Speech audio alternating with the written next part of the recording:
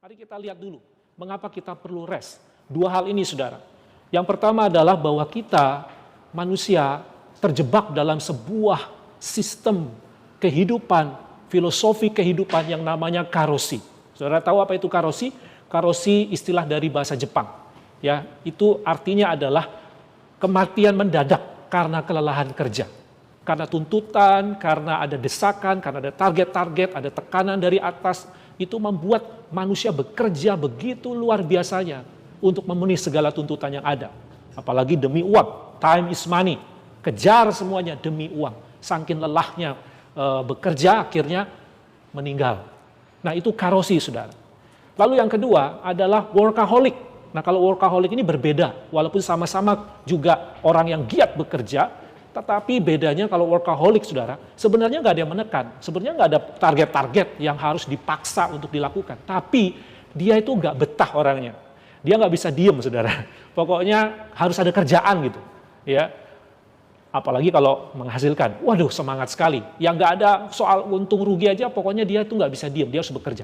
Nah, di tengah-tengah situasi virus corona, COVID-19 ini, mau tidak mau dua hal ini, saudara, untuk sementara waktu manusia tidak bisa lakukan. Ya, untuk sementara waktu diam di rumah, stay at home, bekerja di rumah, beribadah di rumah dan seluruh aktivitas dilakukan di rumah. Walaupun tetap saja faktanya walaupun kita di rumah, ya, saya melihat ya di lapangan, saudara, justru dengan kita bekerja di rumah malah jauh lebih capek ternyata. Ya kan? Yang sekolah, anak-anak kita yang sekolah rasakan itu. Dia rasanya lebih capek belajar di rumah daripada di sekolah. Jadi ternyata workaholic dan juga karosi bisa saja terjadi. Nah, kita juga telah melihat beberapa peristiwa kejadian, ya, beberapa public figure, artis-artis yang punya nama besar, ya juga meninggal karena kelelahan kerja. Bapak Ibu yang dikasih Tuhan, kalau kita capek, kita lelah, walaupun kita sehat, pada akhirnya kita akan bisa mengalami sebuah masalah. Apalagi kalau badan kita sakit. Lalu dituntut kerja lelah, waduh itu luar biasa.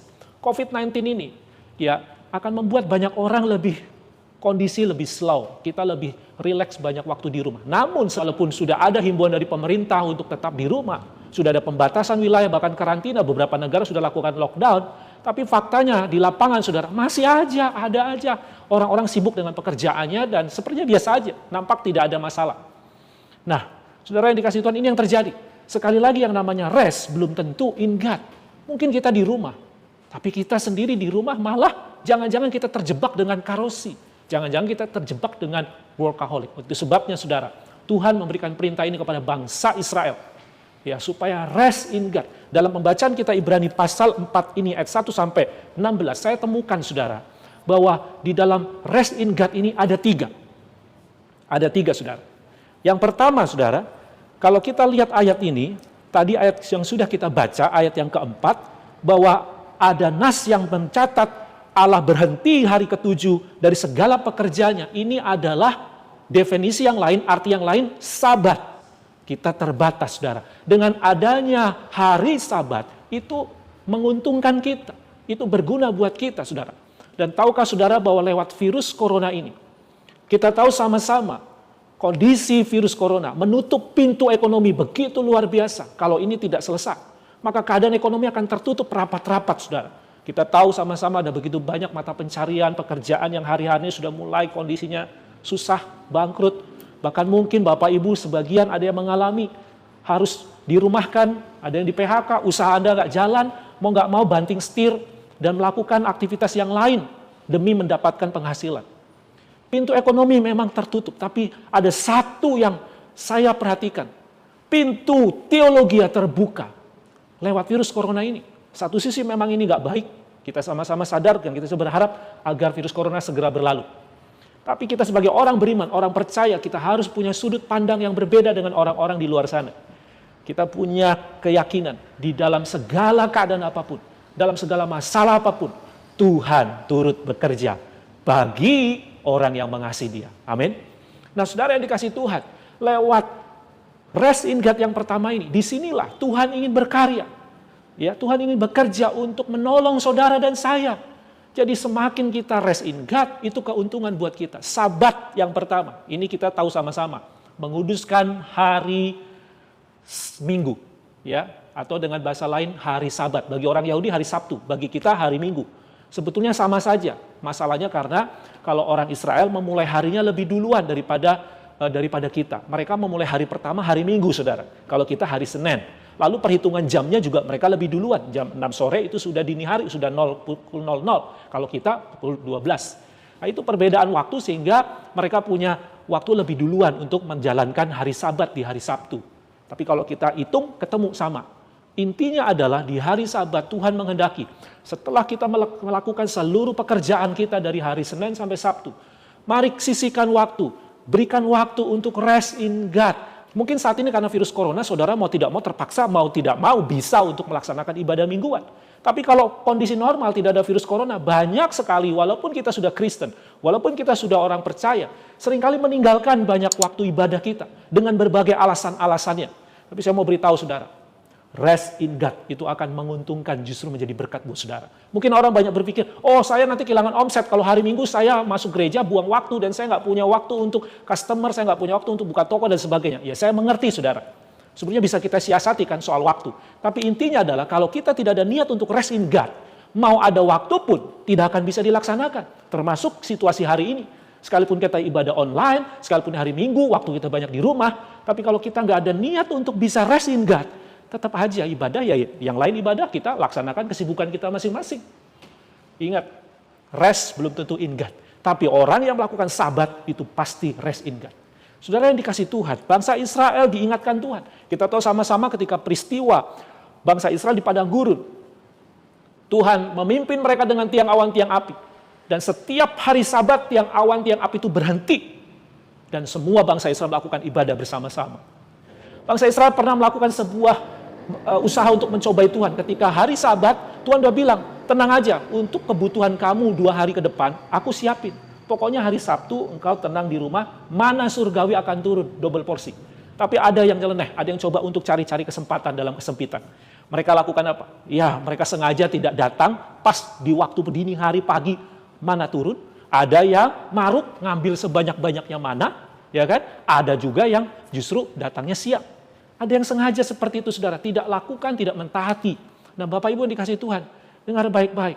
Di hari Sabat ini, mari kita lakukan. Mungkin buat sebagian orang menganggap ini tidak menguntungkan. Tapi saya mau beritahu, justru ini menguntungkan karena Sabat diperuntukkan untuk saudara dan saya. Oleh karena itu, saudara yang dikasih Tuhan, dalam Ibrani pasal 10, diingatkan lagi agar kita jangan sampai menjauhkan pertemuan-pertemuan ibadah kita seperti yang dibiasakan beberapa orang. Tetapi marilah kita saling menasihati dan melakukannya dengan giat menjelang hari kedatangan Tuhan. Jadi ini Sabat yang pertama, saudara. Mari kita lakukan dengan sungguh-sungguh. Saya tahu kondisi situasi keadaan ini banyak sekali merubah kondisi ekonomi kita. Kebutuhan-kebutuhan finansial kita, untuk masa depan kita, untuk seluruh materi dan segala hal yang kita perlukan bagi keluarga kita. Saya tahu situasi ini akan sulit.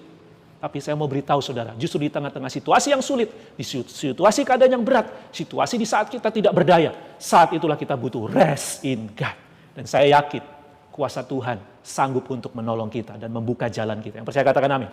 Yang kedua, saudara, saya temukan Sabat yang kedua di ayat ini, khususnya ayat yang ke-14 sampai dengan ayat yang ke-16. Ayat ini menceritakan di sini bahwa kita memiliki seorang imam agung yang melintasi semua langit, yaitu siapa? Yesus Kristus anak Allah. Hendaklah kita berpegang pada pengakuan iman kita, sebab imam besar kita dapat turut merasakan kelemahan-kelemahan kita. Sebaliknya, sama dengan kita, ia telah lewati cobaan, hanya tidak berdosa. Nah, Sabat yang kedua ini adalah berbeda, saudara. Ini tidak dilakukan secara bersama-sama. Ini dilakukan kapan saja. Kalau Sabat ada waktu yang sudah diputuskan, ditetapkan dengan kesepakatan bersama-sama. Tetapi ketika Sabat yang kedua, Anda menjumpai imam besar agung yang melintasi segala langit. Kalau yang pertama, ada batas waktunya. Imam pun dijatah waktu untuk tugasnya. Tetapi Yesus Kristus, anytime, kapanpun kita bisa temui, saudara. Dia imam besar agung yang melintasi langit. Artinya apa? Rest in God yang kedua ini.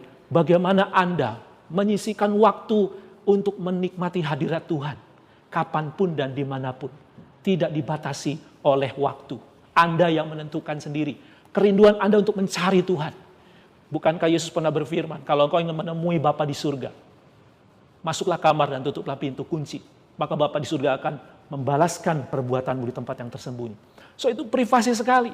Dan Tuhan tidak ada masalah. Kapanpun engkau panggil dia, datang kepada dia, maka dia akan datang.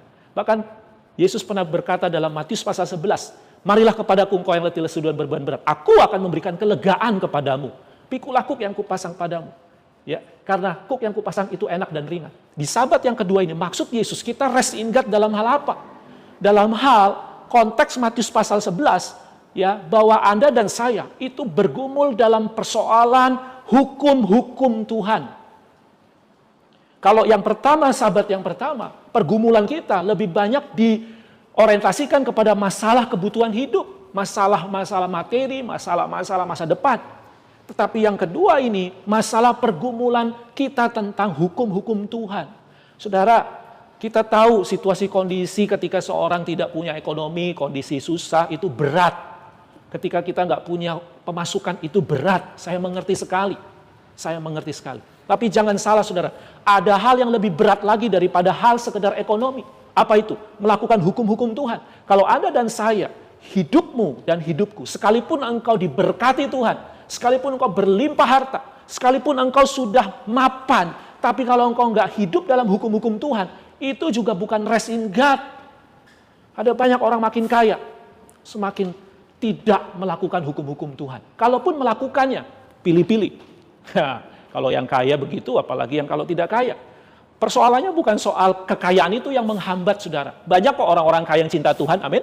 Banyak kok orang-orang kaya yang masih tetap hidup dalam hukum-hukum Tuhan. Tapi kalau engkau nggak rest in God, maka sekaya apapun, maaf berkata, kau bisa menjadi orang yang jahat di hadapan Tuhan. Tetapi kalau kita kaya di dalam Tuhan dan kita rest di dalam Tuhan, kekayaanmu akan membawa kemuliaan dan kasih yang besar. Amin. Nah, Bapak Ibu yang dikasih Tuhan, mari kita rest in God yang kedua ini. Kenapa hukum-hukum Tuhan ini beban berat, saudara? Bagi orang Yahudi, melakukan hukum Taurat itu nggak bisa satu lakukan terus yang satu tidak. Dalam satu hari 10 perintah Allah harus bisa dikerjakan tanpa ada yang dilanggar. Tapi persoalannya orang Yahudi punya hukum bukan cuma 10 saudara. Kalau kita pelajari hukum Taurat yang ada dalam orang-orang Yahudi sampai hari ini kurang lebih ada sekitar 600-an hukum. 600-an hukum. Saudara bisa bayangkan satu hari harus 600-an hukum dilakukan dan gak boleh dilanggar. Itu berat. Itu beban saudara. Betul nggak? Sama persoalannya ketika Anda dikasih sebuah tugas, dikasih sebuah aturan, dan Anda harus lakukan. Olahragawan ada aturan sepak bola. Ya, Anda sebagai artis ada aturan untuk kalian bermain peran. Ya, itu ada aturannya. Itu aja susah loh. Kadang-kadang kita bikin pelanggaran, kita bikin kesalahan. Melakukan siaran khotbah seperti ini pun ada aturannya, nggak bisa sembarangan. Kita harus syuting, harus persiapkan ini, harus persiapkan itu. Ada aturannya, itu pun kadang-kadang bisa salah diulang lagi. Apalagi melakukan hukum Tuhan, hukum-hukum agama Yahudi itu berat, saudara. Itu sebabnya Yesus pernah berkata, kalau hidup keagamaanmu tidak lebih baik dari orang Yahudi, engkau tidak layak masuk kerajaan surga. Itu beban, saudara. Kalau kita miskin, kita menderita, kita nggak punya uang, tapi kalau hati kita hidup dalam takut akan Tuhan dan lakukan hukum-hukum Tuhan, kita mati masuk surga. Tapi kalau kita orang kaya, kita hidup berlimpah harta, tapi kita tidak hidup dalam hukum-hukum Tuhan, mati masuk mana, saudara? Nah, Yesus punya hukum. Kita sebagai orang Kristen punya hukum, saudara. Dan Anda dan saya adalah orang yang harus bisa buktikan hukum-hukum Kristus adalah ya dan amin. Anda dan saya adalah orang-orang yang menjadi proyek contoh untuk orang-orang di sekitar kita melihat, oh ini toh orang Kristen yang hidup sesuai dengan ajaran Kristen. Berat nggak saudara? Berat. Apalagi kalau kita ada di lingkungan yang bukan Kristen, yang sama-sama dalam lingkungan Kristen aja kadang-kadang berat. Tetapi Sabat, rest in God, imam besar agung kita bisa menolong kita, saudara. Amin. Nah, saya tertarik saudara, di sini ditulis begini, ayat 12, sebab firman Allah itu hidup dan kuat dan lebih tajam daripada pedang bermata dua manapun. Ia menusuk amat dalam sampai memisahkan jiwa dan roh, sendi-sendi dan sumsum. Ia sanggup membedakan pertimbangan dan pikiran kita. Saudara, pada zaman dulu imam itu menjadi hakim. Jadi dia harus mengambil keputusan. Kalau ada masalah-masalah umat, diperhadapkan kepada imam. Dan imam memutuskan. Kalau imam salah ambil keputusan, bahaya saudara. Itu menasib hidup orang soalnya. Hidup mati orang ditentukan oleh keputusan imam. Kalau imam tidak punya pertimbangan, fatal akibatnya. Tahukah saudara, Yesus adalah imam besar agung kita.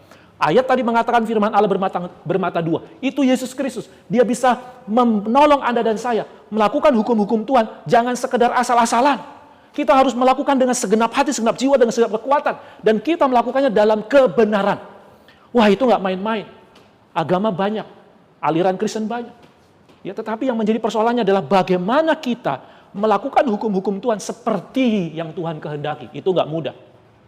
Untuk kita melakukan sesuatu seperti orang lain, pimpinan kita, orang tua kita, bos kita lakukan aja susah. Apalagi kita melakukannya untuk Tuhan, harus cocok, harus nyambung, harus connect, saudara. Siapa yang bisa menolong kita? Bukankah itu sebuah beban? Ya, itu beban, saudara. Sama seperti anak-anak sekolah ngerjakan soal ada rumus matematika, harus mengerjakan, itu sulit. Tapi kalau udah temukan caranya, sudah tahu caranya, dan ada yang menolong, membantu, semua bisa. Dan Yesus sanggup melakukannya. Yesus pernah mengalami cobaan-cobaan supaya melanggar hukum Taurat. Berkali-kali diserang untuk melakukan pelanggaran hukum-hukum Taurat. Dari berbagai pihak, saudara, termasuk setan pun ikut nimbrung untuk melakukan tekanan dan cobaan kepada Yesus. Bukankah Yesus datang ke dunia ini? Bukankah Yesus lahir ke dunia ini? Bukankah Yesus mati di kayu salib? Itu karena melakukan hukum Tuhan. Dan dia berhasil. Itu sebabnya Tuhan sanggup menolong saudara melakukan hal yang sama. Amin. Yang ketiga, yang terakhir, saudara. Hukum-hukum Tuhan, sahabat, yang ketiga ini adalah, kalau saudara lihat ayat berikutnya, saya ajak saudara membaca ayat yang ke-8. Sebab andai kata Yosua telah membawa mereka masuk ke tempat perhentian, pasti Allah tidak akan berkata-kata kemudian tentang suatu hari lain. Jadi masih tersedia suatu hari perhentian, hari ke-7 bagi Allah. Nah, ini maksudnya sabat apa? Ini sabat yang ketiga, saudara. Rest in God yang ketiga adalah apa? Kita akan masuk surga. Kita masuk langit baru, bumi baru. Kita kembali ke tanah air surgawi kita. Itulah rest in God kita. Amin, saudara. Nah, itu tempat peristirahatan kita. Bangsa Israel sudah menikmati segala berkat Tuhan, baik secara jasmani maupun rohani. Mereka sudah dibebaskan dari tanah Mesir, mereka sudah masuk tanah Kanaan perjanjian, dan mereka sudah diberkati Tuhan. Tapi Yosua mencatat masih ada satu hari perhentian lagi yang harus dilakukan, yang harus dicapai, bukan tanah Kanaan. Itu untuk bangsa Israel, tapi untuk saudara dan saya, tanah Kanaan kita, sorga yang mulia. Amin, saudara. Nah, untuk bisa mencapai sana, kita perlu rest in God hari-hari ini. Ini juga beban, saudara. Ini juga beban. Jangan Anda kira sorga itu murahan. Tuntutannya tinggi. Untuk kita masuk ke Singapura, masuk ke Jepang, masuk ke Amerika aja, tuntutannya tinggi. Untuk kita masuk kuliah universitas ternama aja, tuntutannya tinggi. Betul nggak, saudara? Untuk diterima kerja aja tuntutannya tinggi. Apalagi kalau kita masuk sorga. Benar, Yesus adalah jalan kebenaran hidup. Di dalam Dia ada keselamatan, dan di luar Yesus tidak ada keselamatan. Amin. Tapi kalau benar saudara dan saya betul-betul percaya kepada Yesus, maka kita harus buktikan bahwa kita adalah orang-orang yang pantas dan layak hidup dalam kerajaan Allah. Jadi ini kita udah bukan mikirin lagi soal dunia. Dalam sabat yang ketiga ini, semua energi hidup kita arahkan untuk kerajaan surga. Yang kita pikirkan tentang Dia, yang kita rindu ke sana. Inilah yang Yesus ajarkan dalam doa Bapa kami. Saudara masih ingat? Ada satu doa yang Yesus ajarkan. Yaitu apa? Datanglah kerajaan, jadilah kehendak-Mu di bumi seperti di surga. Orang-orang yang berdoa seperti ini adalah orang-orang yang mengerti arti sabat yang ketiga. Rest in God yang ketiga ini. Amin, saudara. Dan kalau kita mencapai hal ini, saudara, maka ayat ini yang harus Anda dan saya simak, dan ini jadi pedoman kita. Ayat yang ke-13. Dan tidak ada suatu makhluk pun yang tersembunyi di hadapannya, sebab segala sesuatu telanjang dan terbuka di hadapan mata Dia, yang kepadanya kita harus memberi pertanggungan jawab.